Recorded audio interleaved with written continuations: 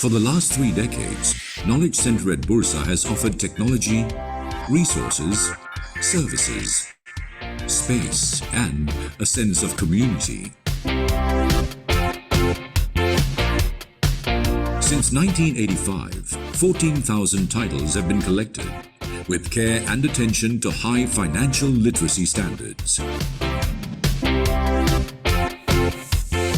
In collaboration with a global community of institutions, we ensure access to the world's diverse intellectual and cultural economic heritage, as well as fast online services for connectivity to the financial world.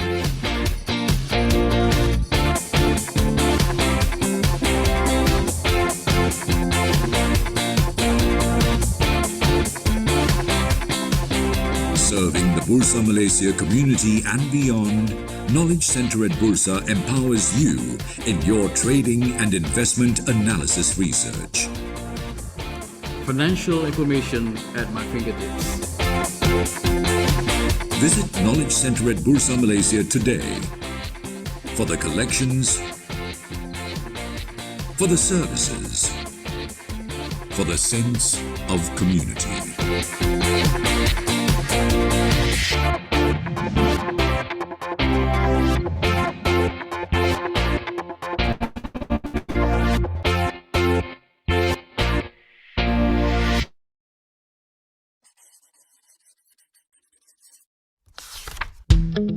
You have suffered financial loss while investing, and you think your bank, broker, fund management company, unit trust management company, PRS provider or distributor, or their agent or representative is responsible.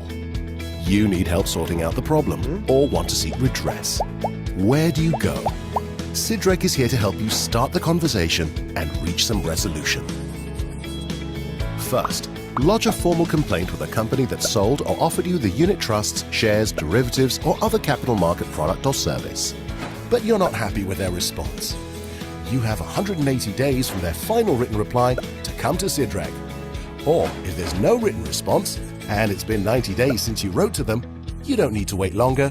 You may come to Sidrek even though you haven't received a final response yet. Sidrek first checks the eligibility of your claim. For example, is it within Sidrek's claim limit? Is it against a member of Sidrek? And so forth. If your case is eligible, we begin the dispute resolution process. All information in this process is confidential. We get both you and the member you're complaining against to sit with us and have a conversation. Documents and information will be required from both parties. No lawyers are allowed in the mediation process, as we keep the discussions informal and private. Our mediators are impartial and will hear both sides out and help parties communicate constructively towards resolving the dispute. 2 outcomes are possible at this stage. Either both you and the member agree to a settlement, or you don't. If the both of you agree to a settlement, an agreement is signed and the mediation process ends successfully. But if both you and the member fail to reach a satisfactory resolution, mediation has thus failed. But don't worry, Sidrek then proceeds to the next stage, adjudication. During adjudication, parties are given the chance to provide any further information to help their case and ask each other further questions. Our adjudicator will then study and consider all facts and information provided, including the conduct of the parties, laws, and best industry practices, as well as what's fair and reasonable. Sidrek's adjudicator will then make a final decision on the dispute and the monetary claim.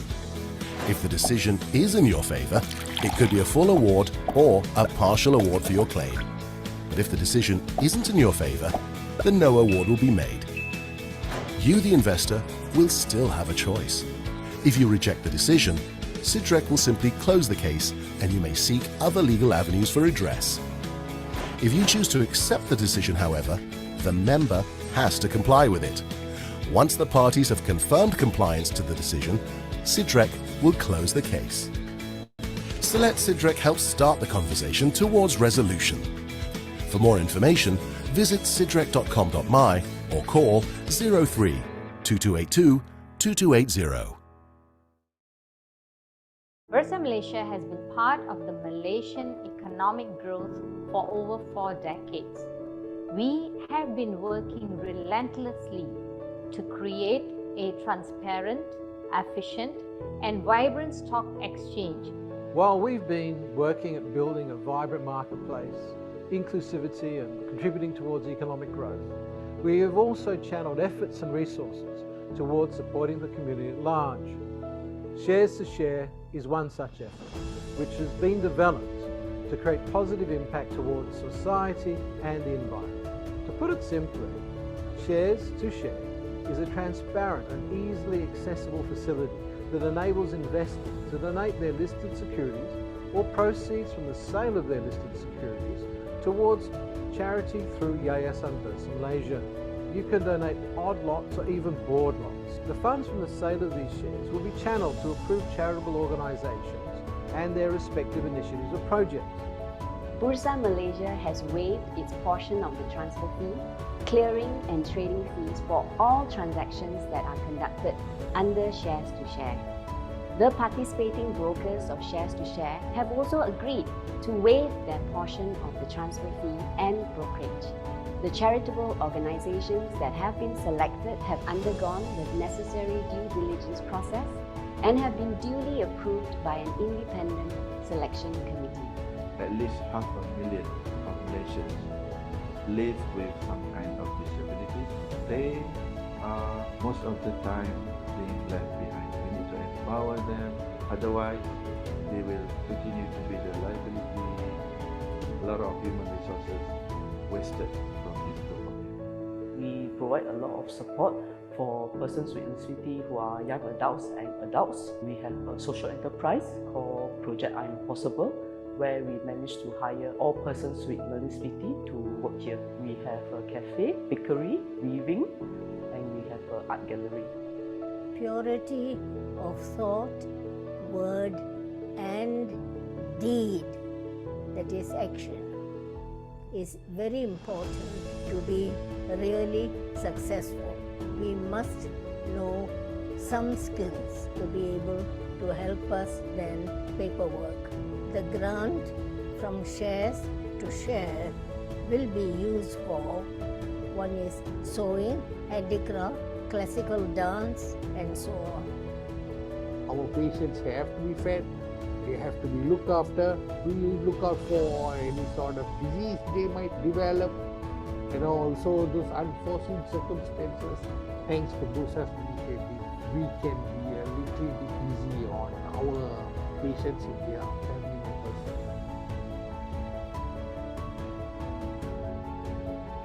Donations will all be channeled to organizations that are involved in the sustainable development of Malaysia. The Shares to Share scheme offers you the chance to do so in a simple and effective way.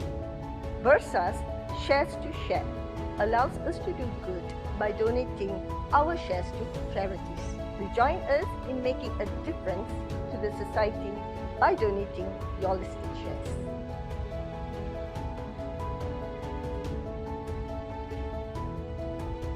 Shares to Share is open to all donors, individual as well as corporates or other types of entities. You can transfer your listed securities via Bursa Anywhere app at a click. For more information, please visit our Bursa Malaysia website.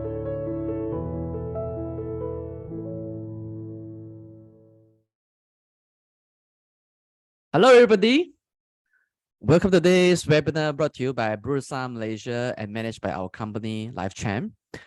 Our webinar title today is Mastering the Fundamental Analysis of Shariah Compliant Crude Palm Oil Futures, FCPO. So welcome everyone to this webinar. My name is Shen Chu. I'm the moderator for this session. Now, before we begin, disclaimer, whatever we share today is only for educational purpose. In no way that we give any recommendation for you to buy or sell any listed derivative that we mentioned here. If you decide to make any investment or trading decisions, you're 100% responsible for all your investment and trading risk.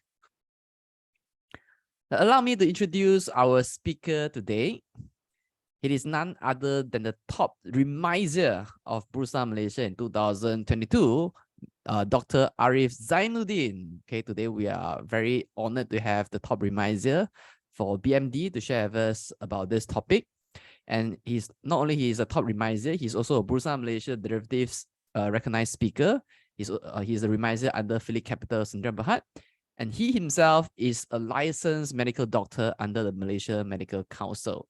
So pleasure to have you here today, doctor. Thank you so much. Pleasure to have you two as my guest as well. All right, so I'll just hand over the floor to you, Dr. Arif. All right, share my screen.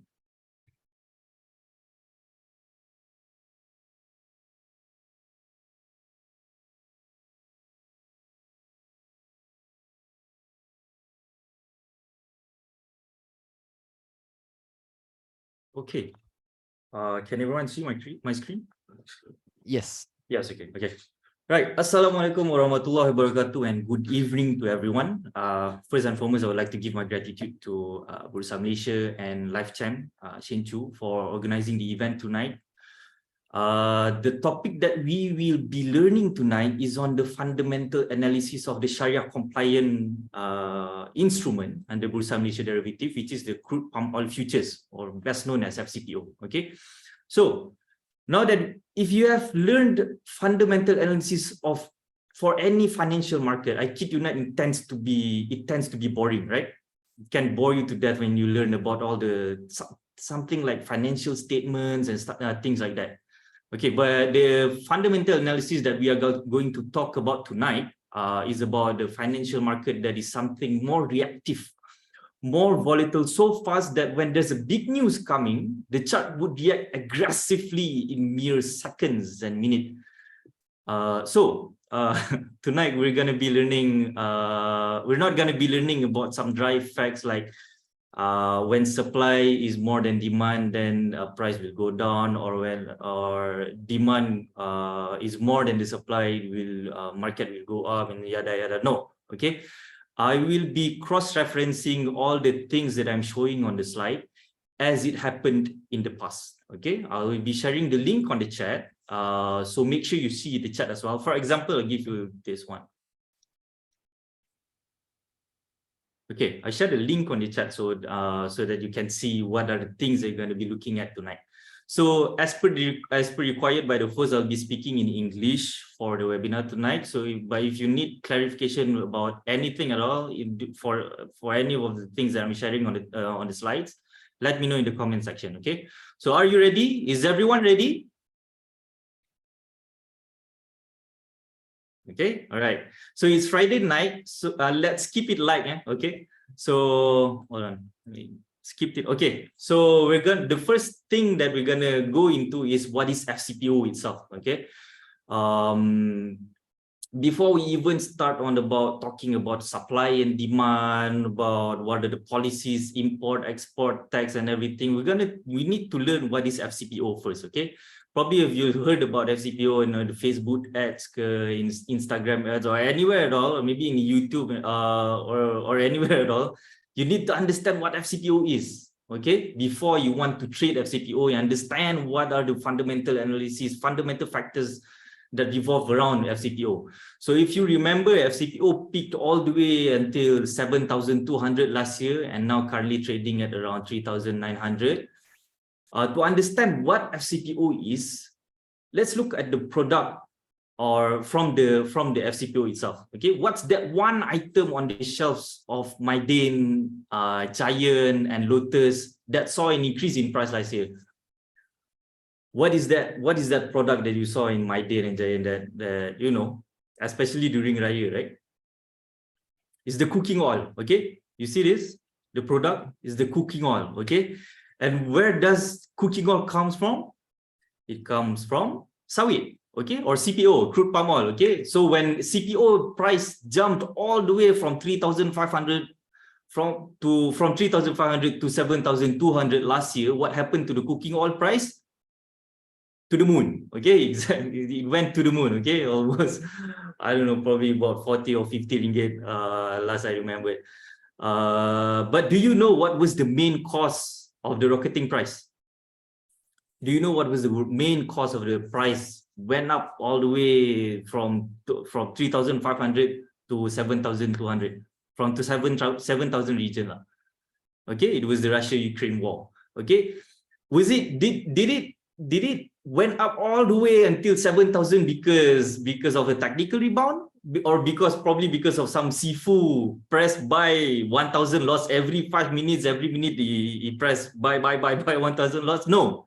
Okay, it's because of the war. Okay, it's not because of course what complies together with the rise is also can be explained by the technical part itself, but the main cause is because of the war. Okay, so that's part of the fundamental things that we're going to be talking about in the topics tonight. Okay, so what is FCPO?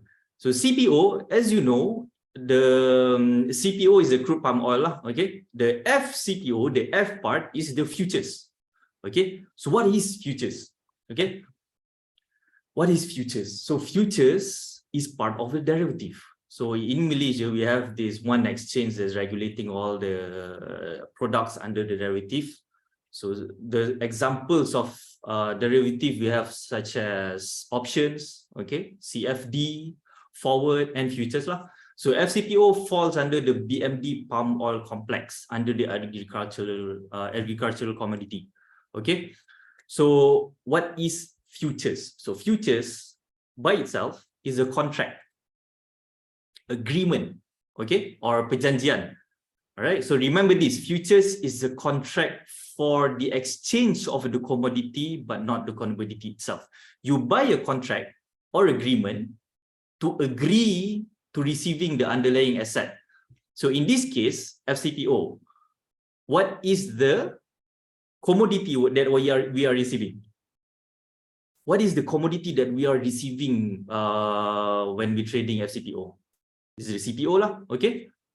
So you need to understand that FCPO is not about selling CPO, but it's about selling contracts or agreements for delivery and receiving of the FCPO, okay? So I give you an example of what a futures contract is. Okay, so let's take Mr. Ali. Mr. Ali in this case, he is a durian farmer. And he makes 2 tons of durian per month. Okay, and then Mr. Abu, which is our focus right now, Mr. Abu owns a durian ice cream company. Okay, and he uses 1 ton of durian per month to produce durian ice cream and for him to sell the durian ice cream lah. Okay, so let's look at Mr. Abu's situation right now. He got a stock of 2 tons of durian at hand. How long do you think he can last? So currently we're in August, in the month of August. He will be using 1 ton of the stock that he got, 2 tons of durian he got right now, and then we'll be using another ton for the month of September. Do you think so right now he doesn't have any more stock left for October, right? Because he only got two tons of durian.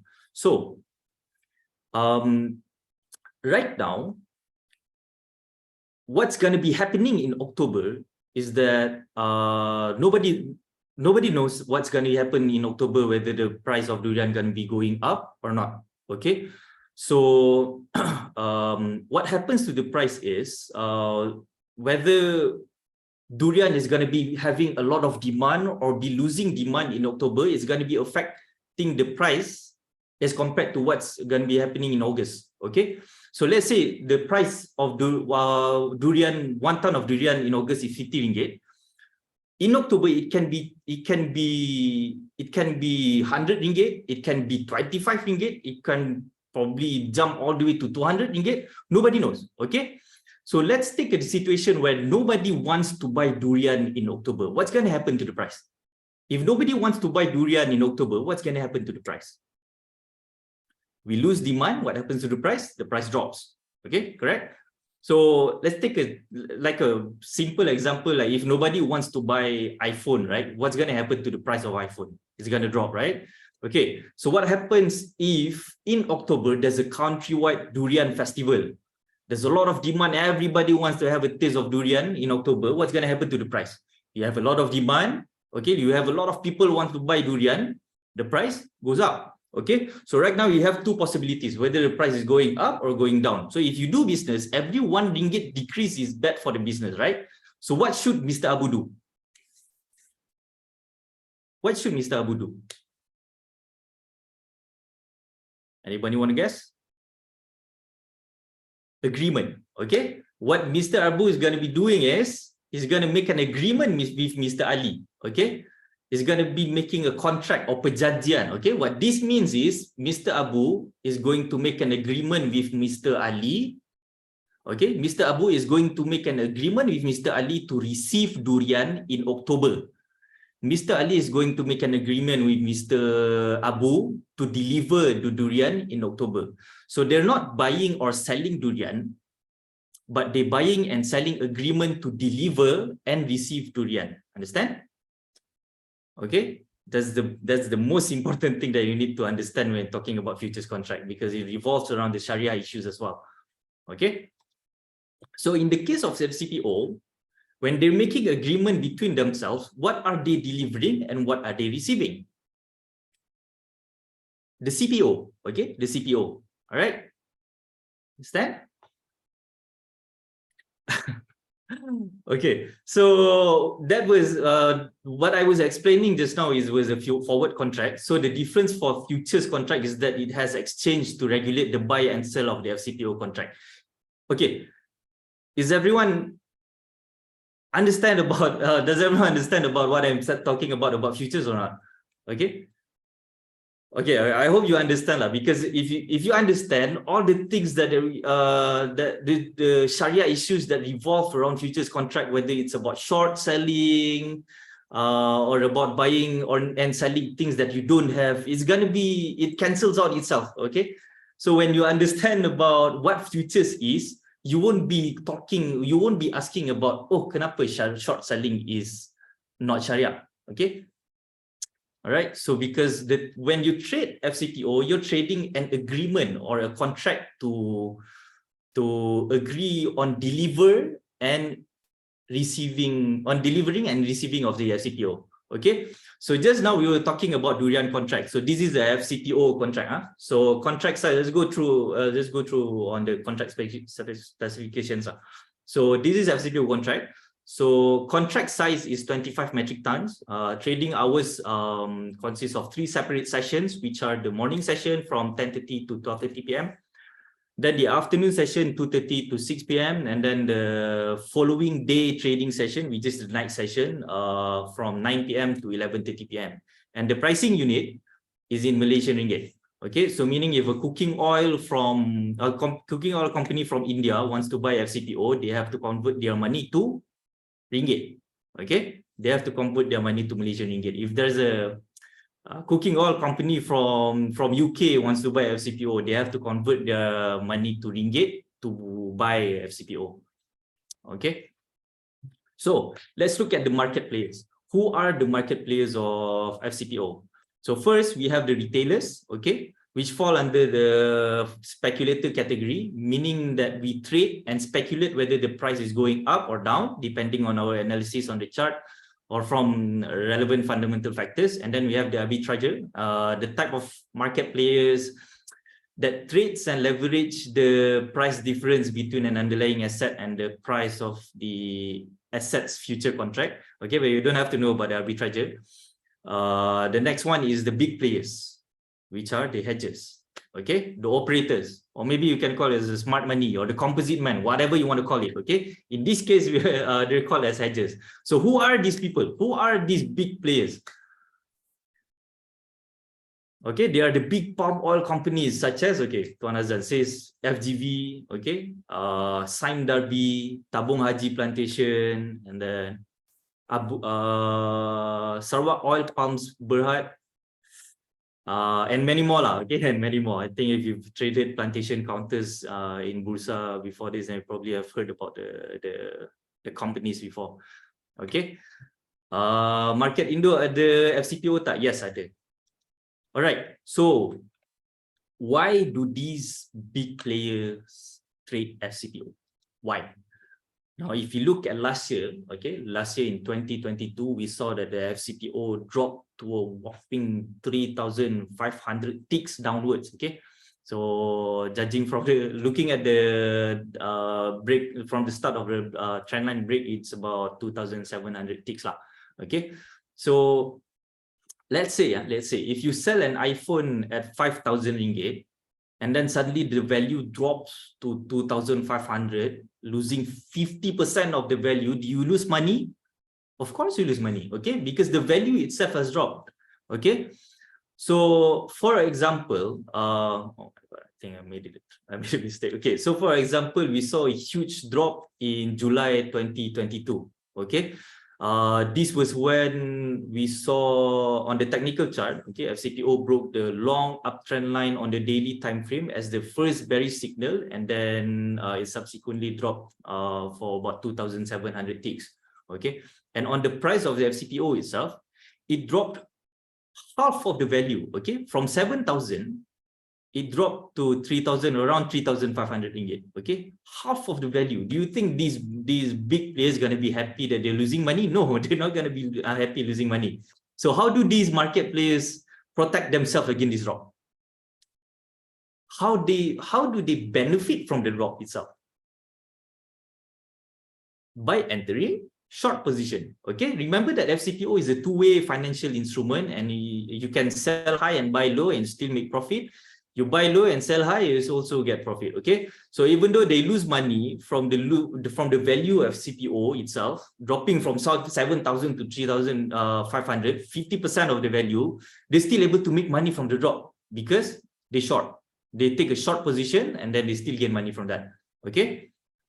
So in short, why do they trade? They trade because of money lah, okay? All right, my God, I think I made a mistake with the, hold on. Okay, but never mind. What I'm writing on the slide is, what are the fundamental factors of the FCPO? Okay, what are the things that we have? What are the factors that we have heard about that are affecting the price? Is it the Russia-Ukraine war? Of course, it's the Russia-Ukraine war. Okay, the Europe palm oil ban, the Golden Week festival in China, maybe the Hari Raya Aidil Fitri in the Muslim countries, or is it probably the minister making statements that CPO is going to be rocketing all the way to 9,300? It can be. You probably heard about Indonesia as well, making announcement that they are banning FCPO. Okay, those are the things that may or may not affect FCPO. For example, the minister's press statement that FCPO going to be reaching 9,000 ringgit and stuff. That doesn't really affect the movement of FCPO lah. Okay, but we're going to be looking at much in further details of all the fundamental factors that are affecting FCPO. So, for example, in last year, okay, 2022, FCPO went up 3,000 ticks in 3 months. Okay, from I think it was in December all the way until March, it went up 3,000 ticks, and in about 21 days, it went up 1,910 ticks. How much money is that? If you convert it to ringgit, right, in terms of ticks, 1,900 times with 25 ringgit, how much do you get? It's literally a quick rich money scheme at the time when it went up all the way in probably in less than 3 weeks. Okay, in less than 3 weeks. What was the cost for the sudden rise this time at that time? What was the cost? It was the Russia-Ukraine war. Okay, it was the Russia-Ukraine war. Now let's look at the next slide. This happened in April 2022 last year. Okay, the price dropped 635 ticks in 4 hours, and a few days after that, it went up 519 ticks in 4 hours. What was the cost? Anybody knows? What was the cost? 635 ticks in 4 hours. You times that with 25 ringgit, how much money is that? Such a huge price range happening within a short time. So what happened that time was because of the Indonesia. Yes, correct. Indonesia banning and then lifting back the ban for CPO. Okay, and then last one. Okay, 925 ticks in 3 weeks. How much money is that? Okay, it is unimaginable. 925 times 25 ringgit. So what was the cost? Is it because your sifu tekan 1,000 selling lots every day? No. Okay. So that time in March, this was in March this year. Okay, what happened was all the vegetable oils globally having a bear market crash. Okay, so all the vegetable oils going down, and then it brought FCPO down as well. Okay, so there are multitude of reasons for which market behave in such way. So even though we know that the movement in futures market are technical, but a lot of technical movements are driven by the fundamental factors. Okay, so the most significant news that I have ever seen to the market is the Russia-Ukraine war. Okay, the time that we reached the highest volatility we've ever seen, at least for the past decades. Okay, so let's look at the fundamental factors of CPO one by one. Okay, so there's about 7. Okay, there's 7 factors that we're going to be looking at tonight. But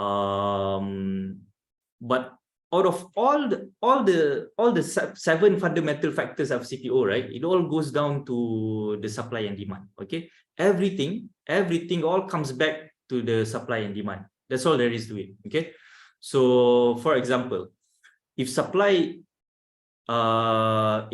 is going up and demand is going down, what happens to the price?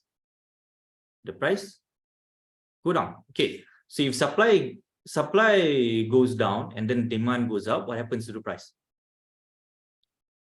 It goes up. Okay, if supply goes up and then the demand also goes up, what happens to the price? Sideways. Okay, sideways, or probably sideways. I would say it's sideways. Okay, in the cases, in the real life cases where supply data and demand data happened, went up simultaneously at the same time, market was ranging. Okay, so let's look at demand and supply. So in terms of FCPO, what is the data for demand? How do we know that there is a demand for a CPO? How do we know that there is a demand for a CPO?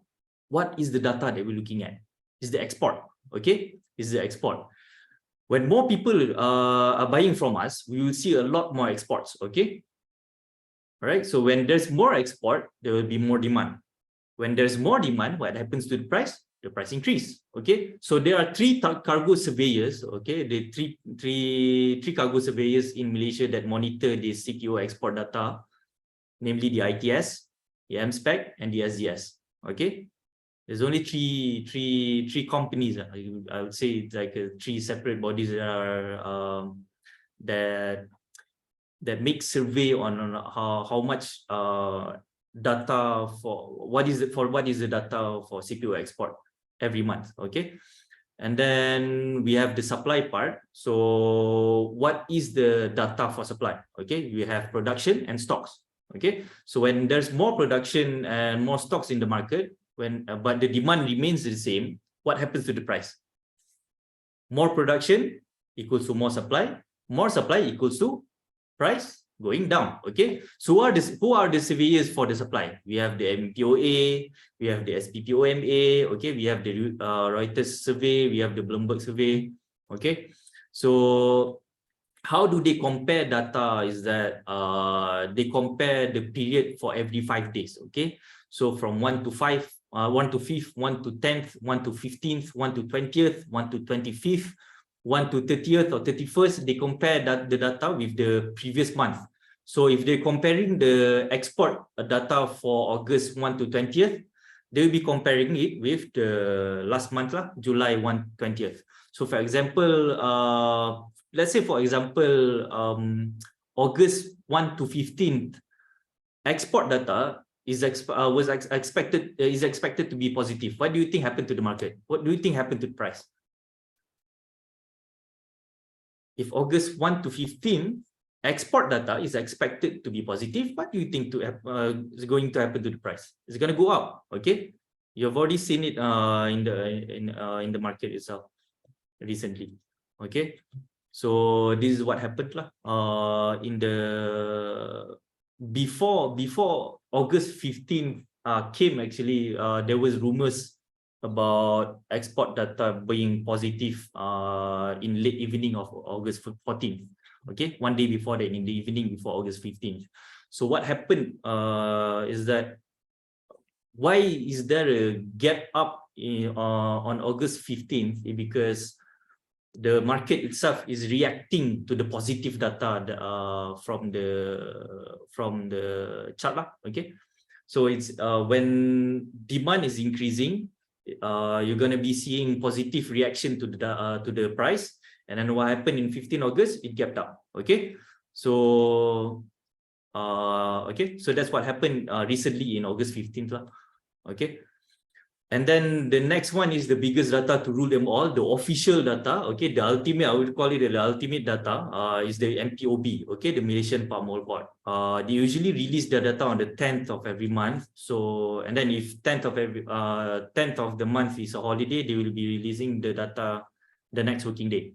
Okay, so what kind of data did they release? The data they're releasing is the total performance for the whole month. Okay, so we're going to be seeing who's winning. Is it the supply? Is it the demand winning for the month? Okay, how is the export for the last month? Is it increasing significantly? Is it stagnant? Is the production improving? Is it improving significantly? Okay, all these questions have direct effect to the market. Okay, so where do we get the data? You can go to the App Store. Okay, you can go to the App Store and find Info Sawit. Okay, type Info Sawit in the App Store or Play Store, or whether you're using Android or iOS. Download the app and then click on performance. Okay, it shows the performance for palm oil industry for the whole previous month. Okay, so that's about supply and demand for the fundamentals of CPO. Okay. The next one is Indonesia. Okay, do you remember what Indonesia did to cause such a massive price change in short time to FCPO? What did Indonesia do last year? The CPO export ban. Okay, they banned the exports of the CPO. Now we're going to look into that specifically after this. So before we look into that, let's look briefly who are the top producers and importers of palm oil. Okay, so who are the top producers of CPO? Okay, the first one is of course Indonesia lah. All right, the first one is Indonesia. The second is us. Okay, Malaysia, and then the third is in Thailand. The rest are probably making up the smallest fraction within the production of CPO lah. And then the next one is the importers. Okay, the buyers, I would say. I would call them as the buyers. Top importers. The first one will be in India. Okay, the second one being Europe, and then the third one is China lah. Okay, from this pie chart lah. So what happens if Indonesia stops exporting palm oil? What happens if Indonesia closes the market? Okay, and the only one that is exporting CPO is only from Malaysia. Who are the importers gonna be buying from? Okay, they're gonna be buying from us. Okay, when there's a lot of people buying who's supposed to be buying for Indonesia, but now they're buying from us, what's going to happen to the price? The price will go up. Okay, demand will be high, the price will be up. Okay, so when at the time President Jokowi, okay, made the announcement, okay, made a statement that he's going to ban exports of cooking oil and its raw material from April 28th. What happened was it caused a massive panic. Okay, I'll share the news here. Okay, this was when the Indonesian president decided to ban exports of CPO lah. So if you remember the chart, there are two main producers of CPO, which are Indonesia and us lah, Malaysia. So if Indonesia closes their market, where will be the buyers going to be buying CPO from? They're going to be buying from us. Okay, they're going to be buying from us. Like if you assume there's only, let's say in Malaysia, there's only Mid Valley Mega Mall, and then there's also Shariah KLCC. There's only 2 malls in Malaysia. You have Mid Valley, and then you have Shariah KLCC. And then suddenly, Mid Valley decided to close their mall, close entirely. Okay, where do KL people gonna be going to shop and watch movies? Okay, where are you gonna be going to buy your clothes lah, doing your shopping and everything? You're gonna be going to Shariah KLC, right? Because Mid Valley dah tutup kedai. Okay, then but the demand is still there in the market. Okay, so if the demand goes up, what happens to the price? Price will go up. Okay, as simple as that. So what happened was, the news that came out after the news about the CPO ban came out after our market has closed at 6:34 p.m. Okay, 6:34 p.m. What happened the next day was, the opening session for 25th opened with a 240 ticks gap up. Okay, and the total price rise was from 6,200 to 6,800. That's about 600 ticks increase in a few hours.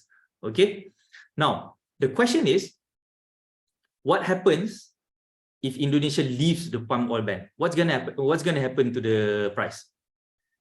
If President Jokowi, right, made a statement that he already made a statement that he's gonna ban, and then suddenly he said, "Nah, maybe I'm not gonna ban.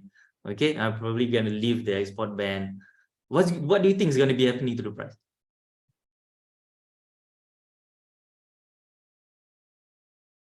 This was what happened.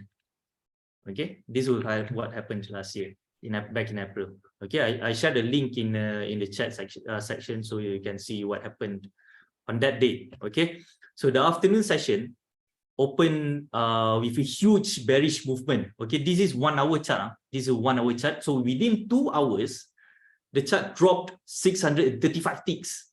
Okay, how much is that? Can you imagine at that time 635 ticks in 2 hours? Okay, I mean, what's the biggest movement that you've seen nowadays in 2 hours? Last year, it was 635 ticks in 2 hours just because Mr. Jokowi, President Jokowi decided to play, you know, like tarik tali on the CPO plan. One time you say, wait, hold on. Let me share. Okay, I've shared in the chat.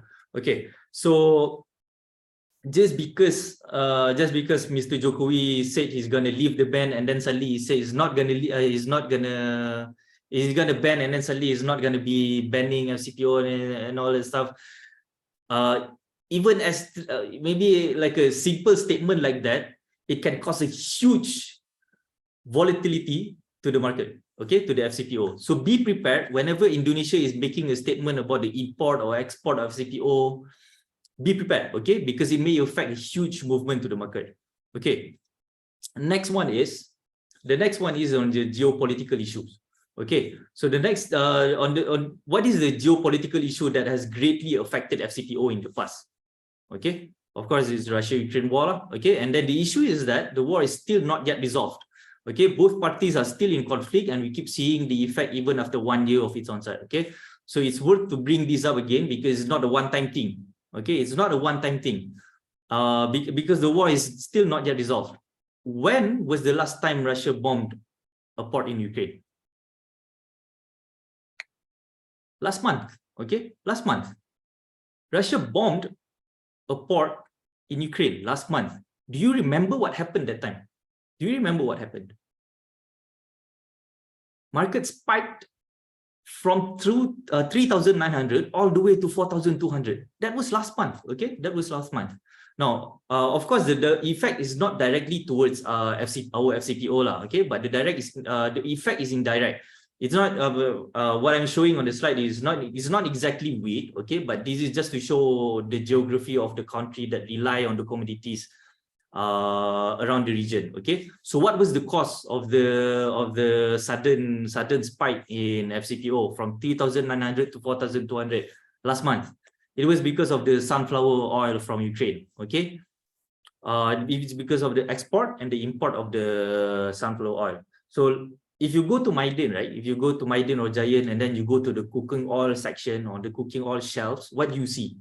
First, you see the minyak masak CPO, okay, minyak masak sawit, probably like Saji or Alif. What else is that? What else is that? What other type of cooking oil that you see there? You see a canola oil, correct? Okay, you see corn oil, okay, you see the sunflower oil, yes, correct. So now imagine if you cannot buy canola oil, sunflower oil, okay, what are you gonna buy?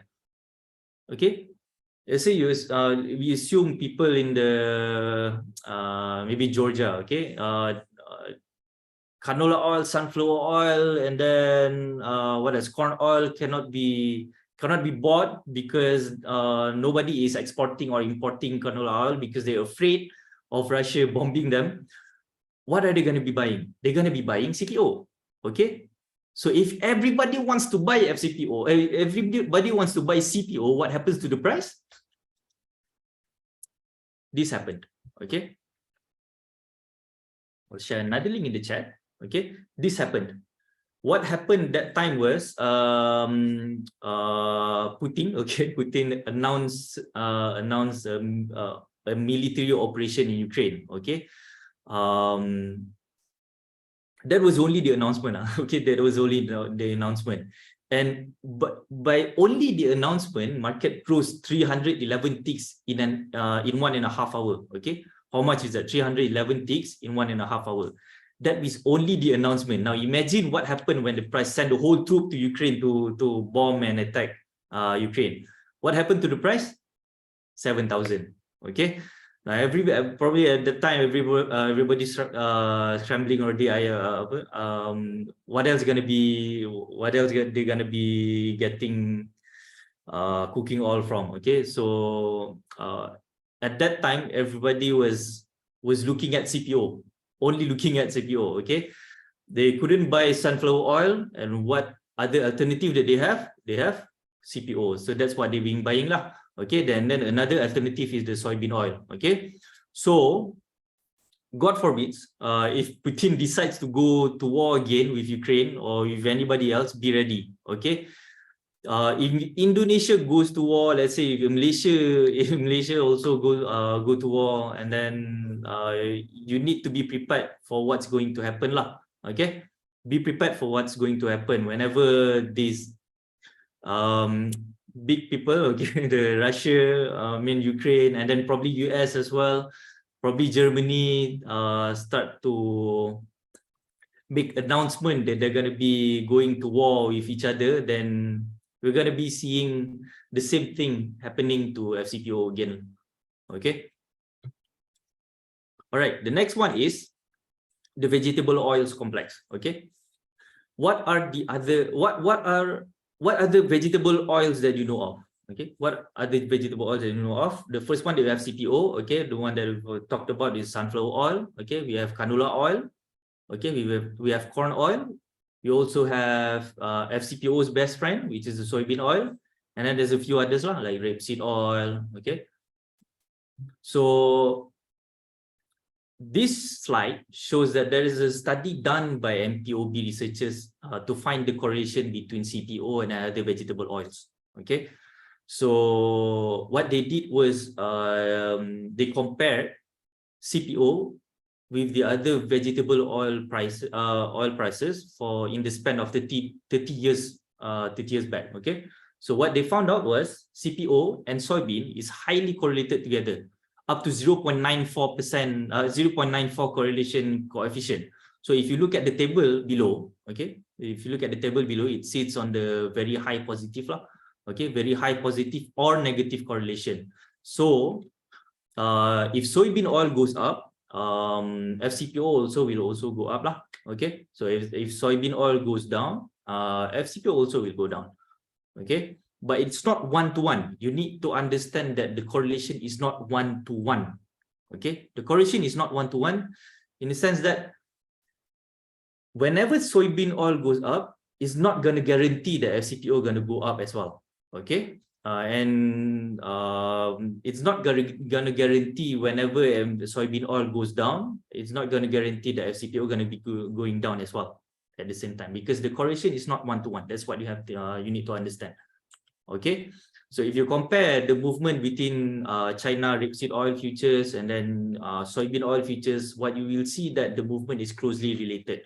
Okay, whereby whenever one goes up, the other one goes up too. Whenever one goes down, and then the other one goes down too. Okay, so in March 2023 was the month particularly when the FCPO was moving against its own fundamentals.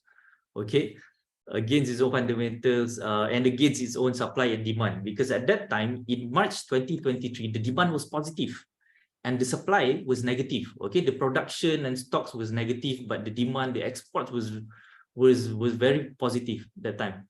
What would be the effect based on the supply and demand to the price?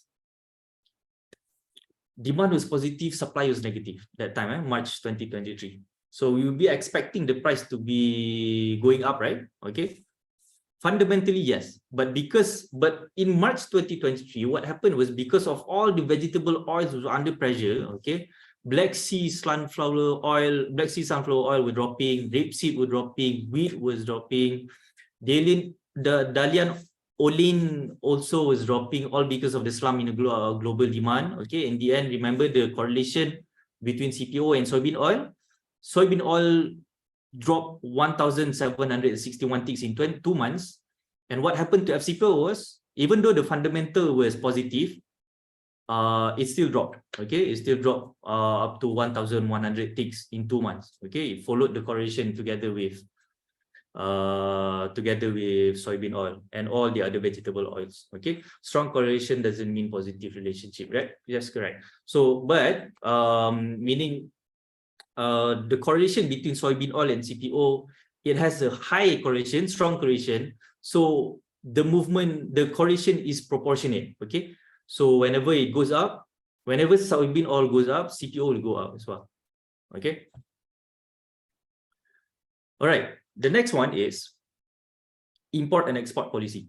Okay, import and export policy. So what country's policy on import and export will affect FCPO the most? What country do you think the policy on import and export will affect FCPO the most? It's Indonesia and India. We don't see a lot of China, okay? We don't see a lot of Europe, but at least for the past 2 years, there's a lot of movement happening just because these two countries are making changes on their import and export policies, okay?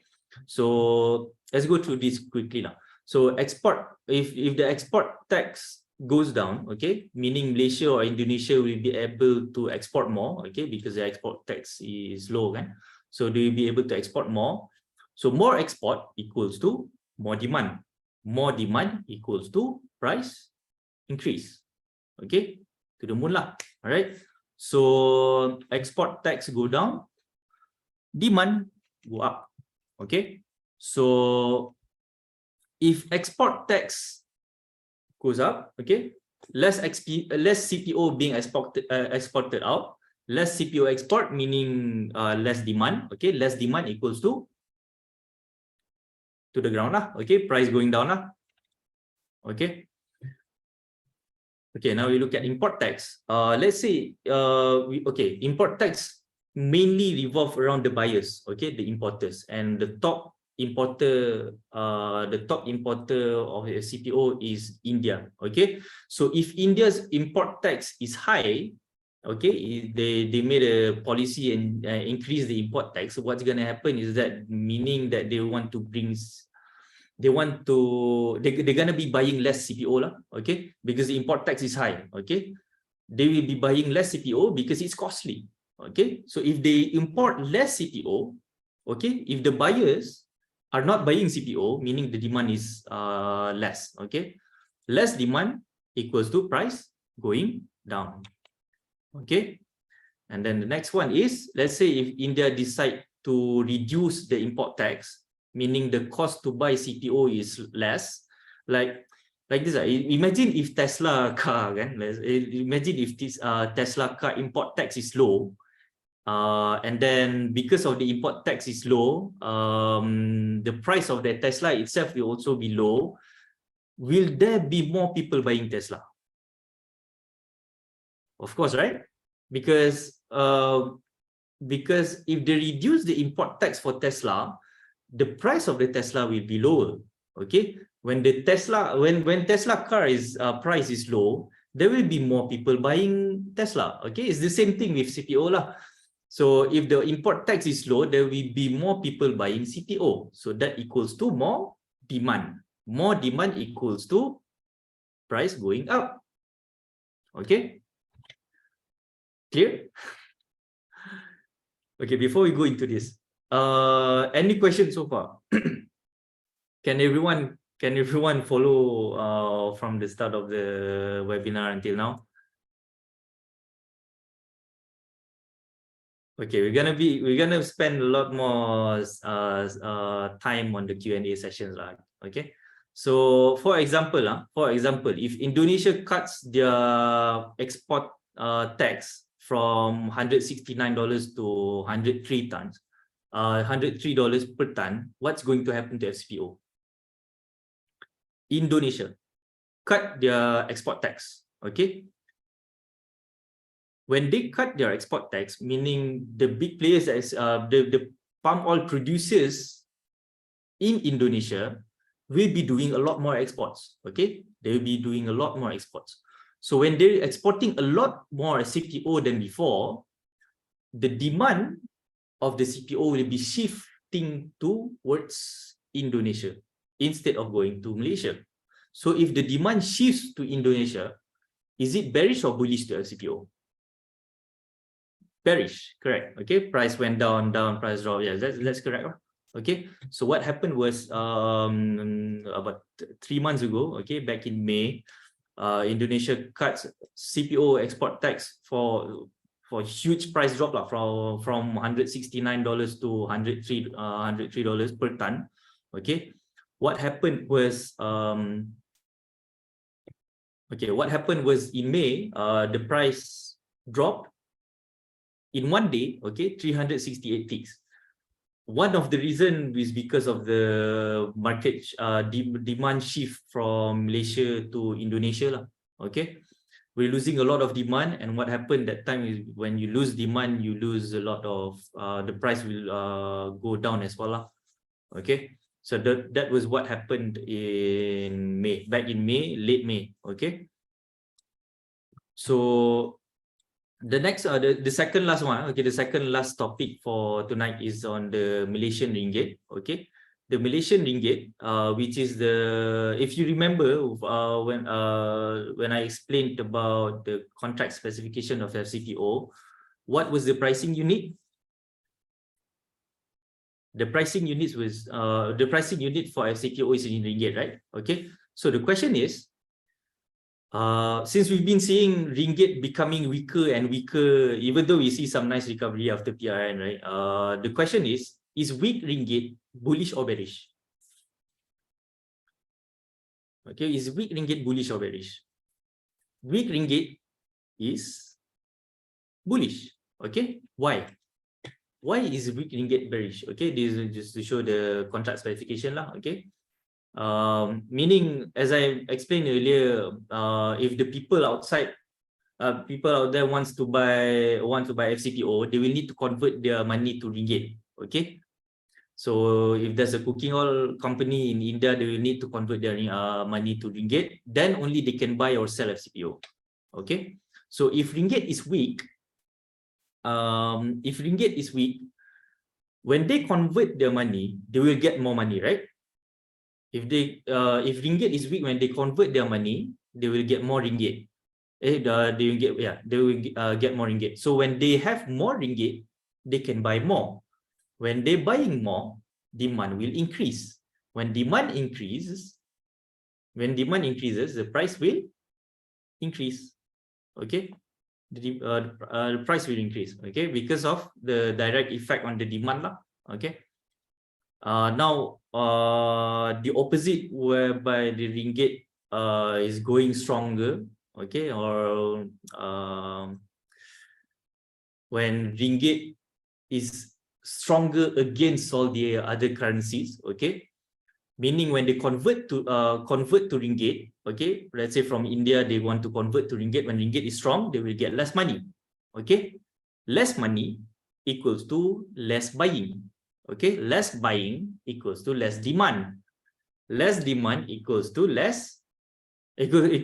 price going down, okay, understand? It's all about supply and demand, okay, it's all about supply and demand. So the variable when we're talking about ringgit is the demand lah, okay, whether the demand goes up or goes down, okay. Now if you look at the correlation, okay, the correlation between ringgit and CPO, okay, the right side is ringgit dropping all the way until it touches the low during Asian financial crisis in 1997 and 98, okay. And then on the left side, if there's CPO, what happened to FCPO? Went up, okay, it went up from 3,714 all the way to 4,300, okay. That's about 600 ringgit, 600 ticks price increase, okay. So one of the major factors that are supporting the price rise, okay, the price increase to FCPO back in January, okay, back in January was because ringgit was dropping, okay, because ringgit was going weaker and weaker and weaker, so weak that it reached the low during the Asian financial crisis back in 1997-98, okay. So when they saw that ringgit is going cheap, okay, the importers saw a huge opportunity to buy FCPO, okay. So when ringgit was going weak, they bought a lot of FCPO at that time because they can convert, they can, whenever they convert to ringgit, they will get more ringgit, okay, because ringgit was weak. So you need to remember that weak ringgit will also provide support to the price, okay. Weak ringgit will also provide support to the price. So whenever you see on the chart ringgit is going down, be mindful that the price will be supported as well, okay. All right, now the last one, the last topic for tonight, okay, which is the weather, okay. What weather event that can affect the production of CPO? Okay, we have the flood, okay, what else? Okay, El Nino, La Nina as well, okay. These are the three main events, weather events that can affect the production of CPO lah. Okay, so a study was done by MPOB back in 2016, okay, to find the correlation between CPO and weather, okay, and the weather events. In this case, it was El Nino and La Nina lah.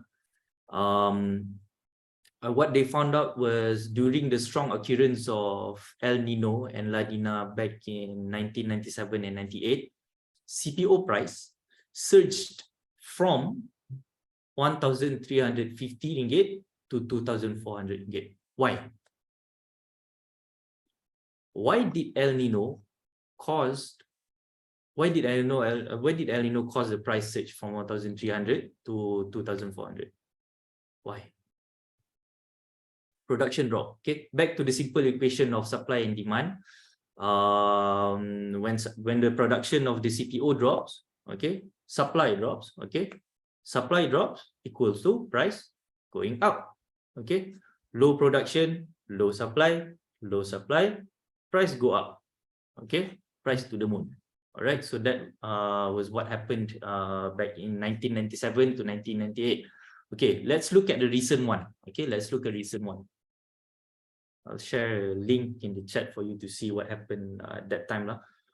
Any of you felt unusually sweaty or hot back in May? I know I did lah because that was so back in May, that was one of the issues revolving around the fundamentals of CPO in May. Okay, it was unusually hot, so whenever you feel the warmth, okay, the warmth and the the scorching heat from the sun, you need to remember it also has an effect to the CPU as well, to the CPU as well. Okay. At the time when the news popped up in Bloomberg terminal, the market went up 150 ticks from morning until mid-afternoon. Okay, this is what happened. This one. Okay, when the news popped up in Bloomberg terminal, it went up 150 ticks. Okay, and then it made the correction, and then it rebounded back all the way to 3,800 ringgit. To 3,800 ringgit. Okay, from 3,650. Okay, now that the temperature has gone down, the sentiment has already passed lah. So, but that time in May, that was one of the main issues that caused the price surge back in May. Okay, so let's look at recap.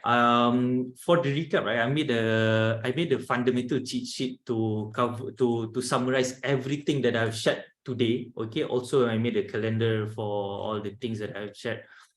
For all the fundamental factors I've talked about today lah.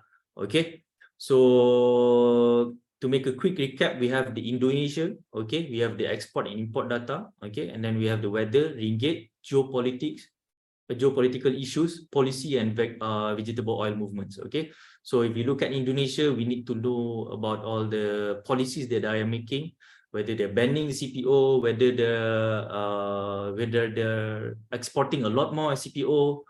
Okay, and then looking at the export and import data, you want to see whether we have a lot of exports, whether we're making a lot of CPO, we're producing a lot of CPO, whether our production is increasing or not, whether our stock is increasing or not. And then looking at the weather, okay, when looking at the weather, we want to see whether looking at weather events that are happening like El Nino, okay, like La Nina, and then flood, okay, and then also there's ringgit. And then whether we want to know whether ringgit is going up or going down, because it's going to have an effect to FCPO. And then looking at the geopolitics, okay, the geopolitical issues, we want to know whether Russia is making attacks on Ukraine again or not, okay, because that's going to have a direct effect to the FCPO. And then looking at the vegetable oil movements as well, we want to see whether soybean is going up or whether soybean is going down. We want to see whether dalian is going up or dalian is going down. Okay, we want to see what is happening globally to the vegetable oils, whether it's going up, it's going down, or it's going down, because it's going to have an effect to the FCPO itself. Okay, but all these fundamental factors that are affecting FCPO, it all goes back to the supply and demand. Okay, remember that it all goes back to the supply and demand. All right. So this is a fundamental cheat sheet that I've made for everyone that have joined. I'm sharing the link in the chat. Okay, I'm sharing the link in the chat for you to download lah. Okay. This is a summary for all the things, for the important things that you need to trade FCPO. Okay, so especially on the calendar. Okay, the supply and demand data for the whole month, because on these specific dates you want to be waiting for this data to come out. Okay, if the data comes out as positive, we want to know whether the data comes out as negative, because it's going to have a direct effect to the CPO. Okay, so back in August, early this week, in Monday, I made a call saying that FCPO is going to be bullish because there's a lot of demand in the market. Okay, and then I was expecting there was a lot of buying that's going to be happening to FCPO. Okay, and then the export data also, I was expecting it's going to be bullish as well. And then what happened in August 15th to August 16th and until August 17th, the price went up. Okay, did go up all the way until 3,966 lah. Okay, so it's important for you to know. It's important for you to know what is leading, whether it's supply leading or is the demand leading. Okay, so if you understand who is leading, if you understand that the demand is leading, or you understand that the supply is leading, then you understand what is the probable next direction for the chart. Okay, So if you see that the demand, okay, the demand is positive, okay, that the demand is leading, okay, that there's a lot of demand in the market, and then you see that on the technical chart, you see that it's also going positive, okay, you see that it's also going into an uptrend, okay, from probably from a bearish downtrend, it made the early reversal to become a bullish trend, okay, and then it's also supported by positive fundamentals. For example, export data being positive, and then supply data being negative. Production is going down, stocks is going down, exports is going up, and then probably there's some rumors about Indonesia wanting to ban CPO, okay, CPO export, and then probably we heard about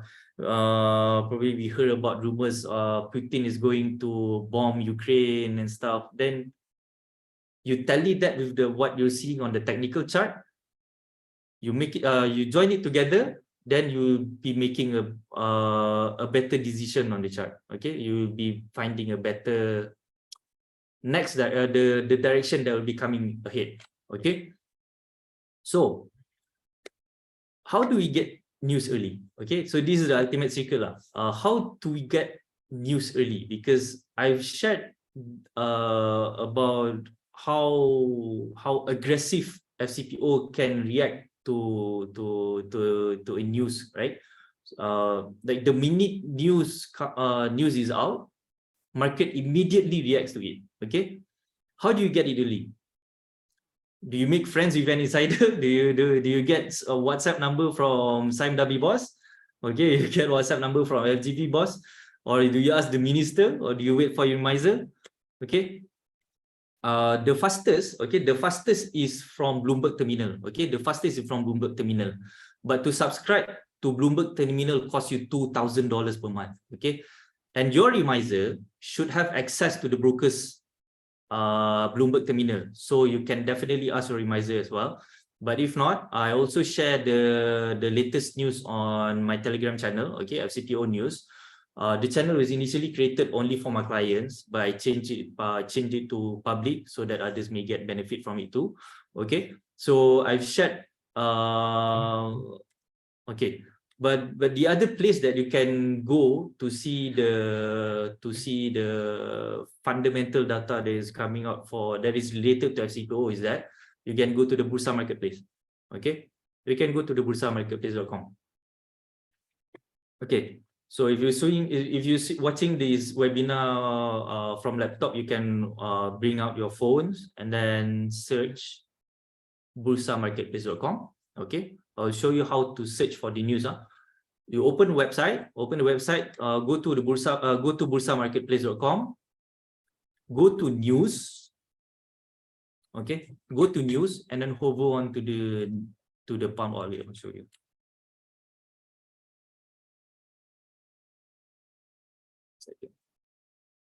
All right, can everyone see my screen?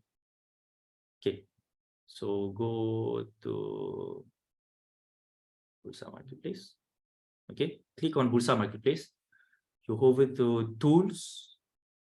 Okay, go to the tools and then go to the news.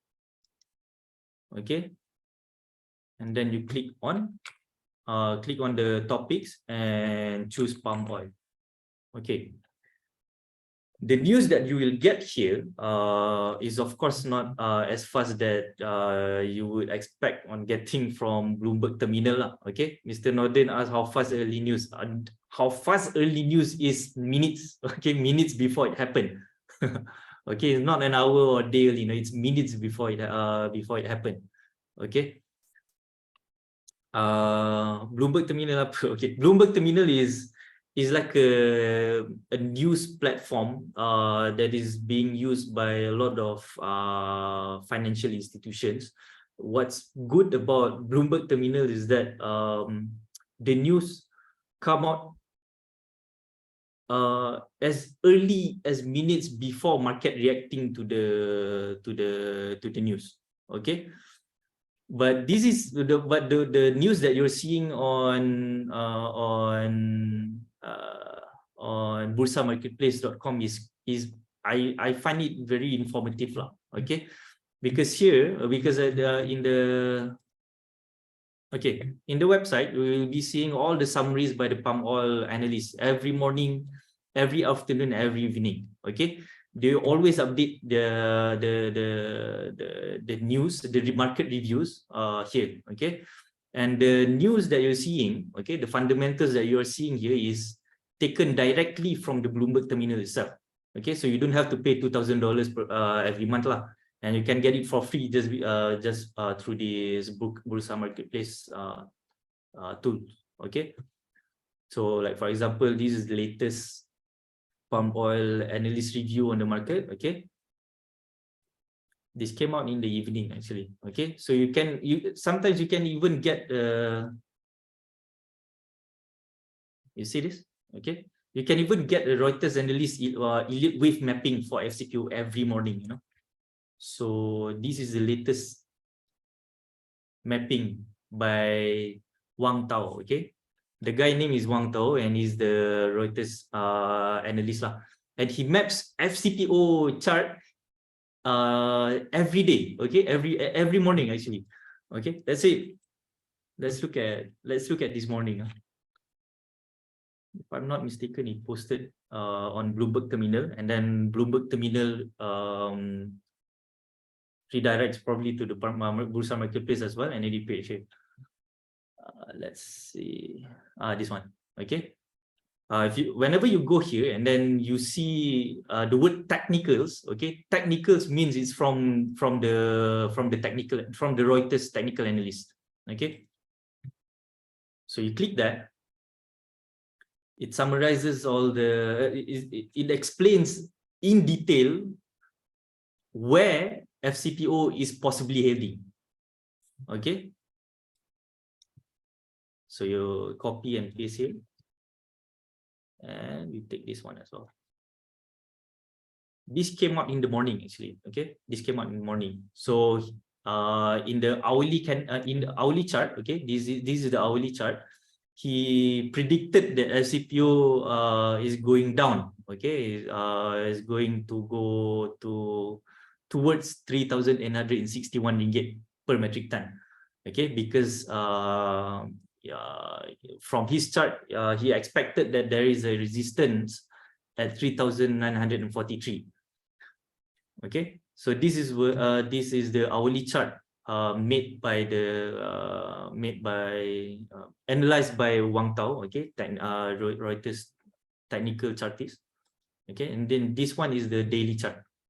All right, so did FCPO go down today? Yes, of course, as predicted by him lah. Okay, this is on the technical side. Okay, but you can also see all the other reviews by the palm oil analysts as well in this page.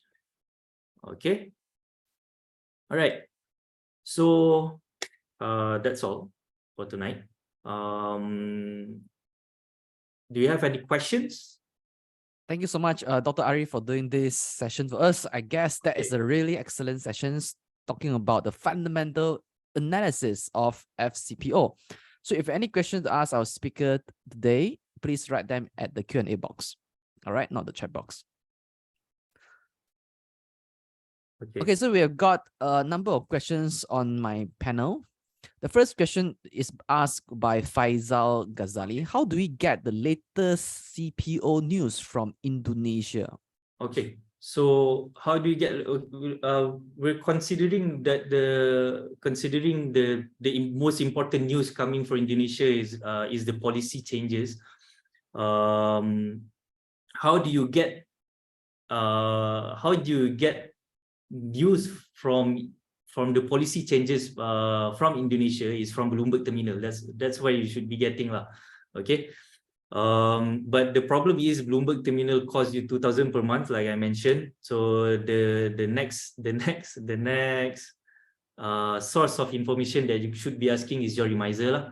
Okay, because if you want to wait for the news to come out at Berita Harian or The Edge Malaysia or The Star, they're gonna come out late. Okay, they're gonna come out late. So you have to ask your at least you have to ask your remiser lah. Okay, you ask your remiser what's happening.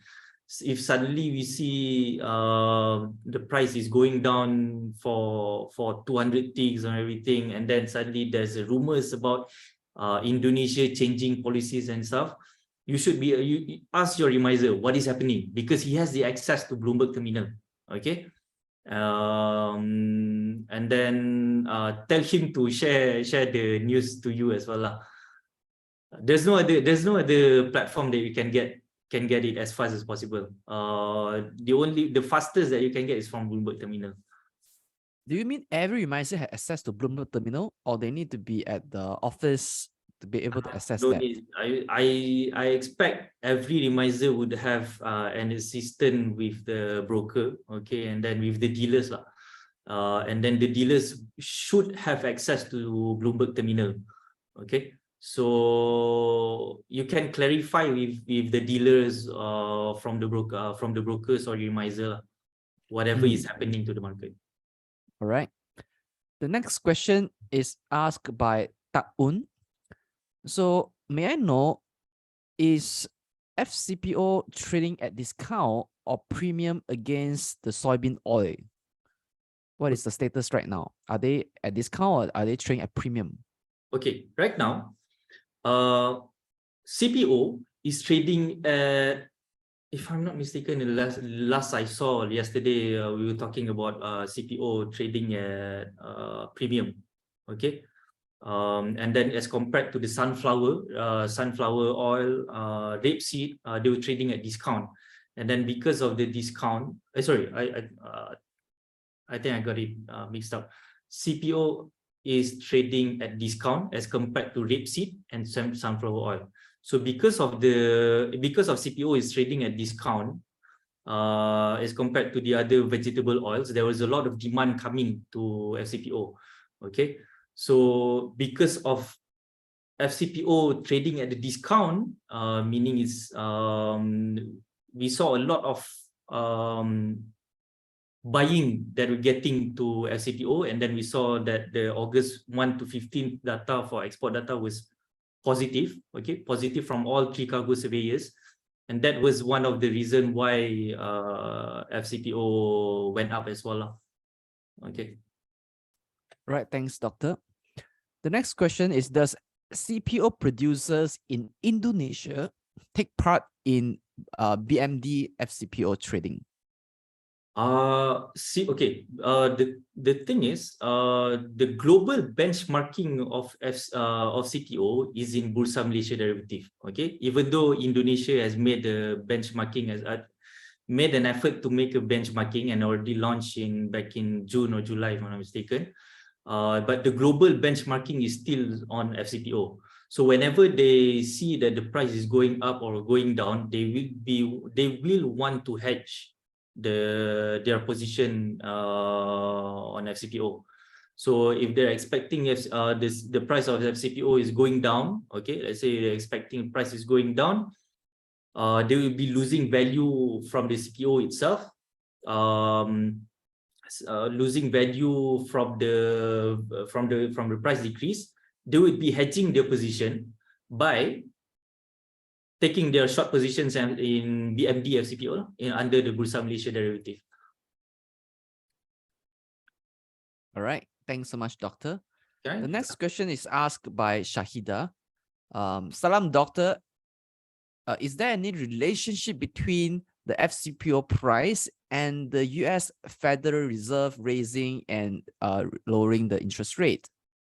Okay. Okay, the correlation between FCPO price and US Fed, whether they're increasing or decreasing interest rate, it doesn't have any direct correlation. Okay, there's no direct correlation between FCPO and the interest rates. But what happened, how it can affect FCPO is from the interest rate affecting, okay, the changes in interest rate affecting in some extent to the USD, okay, and to the extent where USD to the US dollar strengthening or weakening, it will affect ringgit. Okay, and then when it affects ringgit, it goes down to the same thing, whether ringgit is going up or going down lah. Okay, but there is no direct correlation between FCPO and interest rate. So to answer your question, whether the changes in interest on interest rate affecting FCPO or not, no, but it affects on the currencies. Okay, and if it strengthens USD or it weakens USD, and then alternately weakens ringgit or strengthens ringgit, then you will have effect to FCPO on the purchasing power. So there are some indirect impact from the impact of the foreign currency exchange. Yes. So the next question by Jing Hern is that, is there any reason behind why there's a correlation between soybean oil and the palm oil? Okay. The reason why, okay, under the vegetable oil complex, right? Why is soybean oil is correlated with FCPO, with CPO, is simply because it falls under the same category under the vegetable oils. Okay, it's interchangeable. Like for example, if you go to it's the same thing. Like if you go to my den, and then on the shelf or the cooking oil shelf, you see CPO, you see canola oil, you see sunflower oil, you see corn oil. It's interchangeable. Okay, you can still use corn oil to fry your chickens, right? Okay, and then you can still use the other different oils to cook. Okay, so when the price of, let's say we say soybean oil, when we say the price of one vegetable oil is going up, it's going to affect all the other vegetable oil as well. Okay, simply because when, let's say for example, okay, let's say for example, canola oil price go up, the demand to buy canola oil will shift to the cheaper options. Okay, the demand to buy canola oil, which is now trading at an expensive price, will be shifting. Will shift to CPO. Okay, will shift to the different cooking oil. Okay, so for example, canola oil is expensive, people will buy corn oil. Now if corn oil is expensive, people will buy sunflower oil. And then let's say if sunflower oil is expensive, they will buy soybean oil. Okay, and then let's say if soybean oil is also expensive, they will buy CPO. Okay, so it's because of the interchangeability between the vegetable oils. That's how the correlation is made. Okay. All right. So what does our FCPO has any correlation with the Dalian palm oil? Okay, Dalian palm oil is also it's basically the same thing. It's like a derivative of palm oil as well. So whenever Dalian palm oil is going up, that means we see that there is a demand in the palm oil market itself. So when there is a demand in the palm oil market, and then we will see the same thing happening to CPO as well. Just that I haven't found any research study that has been done to the palm oil contracts under the Dalian Commodity Exchange (DCE) with CPO and the PMD, like the one that we saw in the study happening between CPO and soybean oil. But from what I've been seeing from my experience is that there is a positive correlation between Dalian Olein and CPO. Okay, so whenever you see a huge price increase in Dalian Olein, or when it drops or gap down for 500 ticks in Dalian Olein, then it's gonna have the same effect on CPO as well. All right, thanks, Doctor. The next question is by Arif Mohammed. There was 1 month, July, I think, that the market moved against the fundamentals suggested after MPOB data was published. How frequent does this happen, and how do you explain the contradicting market movement? Okay. I think in back in July, there was a contradicting movement that happened, which I agree with you lah. Like for example, we take in March where we had positive fundamentals. Even MPOB also released a positive fundamental data. Supply and demand was positive, and then supply was negative. And then we were expecting price to increase, right? But what happened was on the chart, it didn't move. Okay. Like for example, July was trading sideways.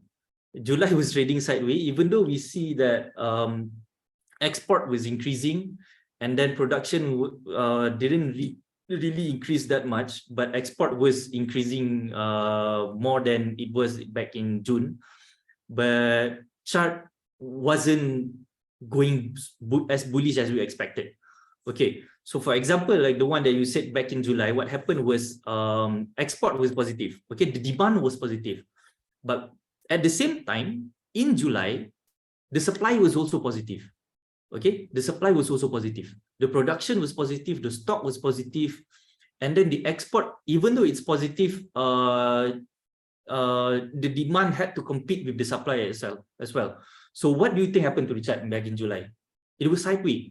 Okay, back in July it was sideways because of the conflicting the supply and demand fighting each other. But it managed to maintain at the area above 3,900 because there was still demand in the market. Okay, export was positive as we saw in the MPOB data. So if you look back, the only pushing factor back in July was because of the war. Because of Russia bombing port in Ukraine. If Russia didn't bomb the port in Ukraine, we're probably gonna be seeing very mild bullish and sideways happening in July. Okay, we already had a long sideways in July, and then we saw a sudden spike, but it didn't turn into bearish market. Okay, so that's why important lah. So as long as you see that the price is being supported, then you should know that the demand is still in the market. All right, thank you so much, Dr. Arif, for your wonderful explanation on the contradicting market movement back in July. All right, so it looks like we have come to the end of this webinar. So ladies and gentlemen, you just heard from the top remiser of Bursa Malaysia 2022, Dr. Arif Zainuddin, who is the remiser of Phillip Capital. Thank you so much, Doctor, for doing this webinar for us, mastering the fundamental analysis of Shariah compliant crude palm oil futures. Welcome. Thank you so much to everyone for joining the webinar tonight. I hope you got a lot of knowledge from fundamental analysis on FCPO, and I hope you can make better judgment to predicting what is the next possible direction for FCPO. Okay, and be vigilant, be alert with all the things that could happen to FCPO whenever news is coming out. Okay, so now that you have learned all the things about all the factors that are affecting the price in the chart of the FCPO, you should be you should by right now you should know what is the expected reaction to the chart. Okay, so if you have any questions, okay, you have any more questions on especially on the fundamentals and everything, you can always PM me at Telegram, or you can contact me on Facebook or Twitter, or I prefer on the Telegram lah. Okay, because there's a lot more things to be discussed in fundamental analysis of FCPO, but the things that I've been talking tonight, I believe it's sufficient for you to make a better decision when trading FCPO. Certainly, Doctor. Thank you so much.